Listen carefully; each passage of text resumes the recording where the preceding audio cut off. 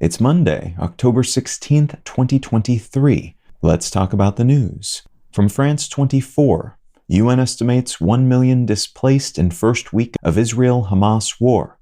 Grim numbers continue to roll in from the conflict in Israel and the Gaza Strip, including a recent United Nations estimate that suggests around 1 million people were displaced in the first week of fighting alone. In this context, displaced means people have been chased or evacuated from their homes, in some cases temporarily, in other cases permanently. In either event, though, they're now without a home, possibly without shelter of any kind, and thus have become part of a burgeoning humanitarian disaster that could spiral into more devastation and death, connected to but separate from actual fighting.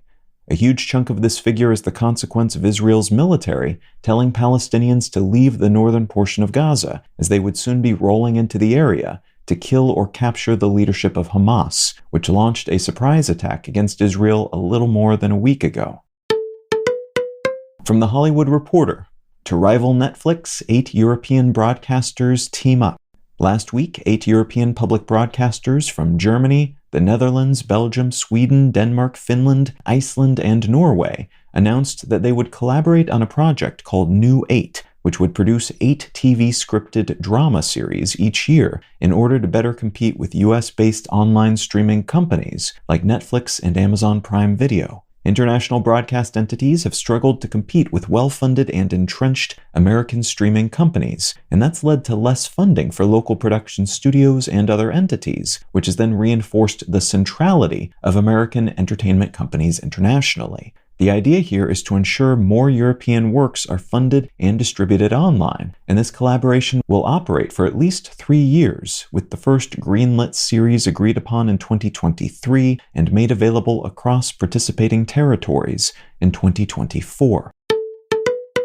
And from the Associated Press, U.S. oil production hits all-time high, conflicting with efforts to cut heat-trapping pollution. Domestic oil production in the United States hit a new all-time high the first week of October, hitting 13.2 million barrels a day, bypassing the previous 2020 record by about 100,000 barrels. This is good news for oil companies and folks who believe U.S. energy independence relies upon increased production, but it's bad news for folks who are hoping to truncate fossil fuel extraction and use. It also might be bad news for the Biden administration, with voters who fall into that latter group at least, which has been promoting its efforts to segue to renewable energy sources and set carbon emissions reduction targets, which could become unattainable if these oil production numbers are sustained.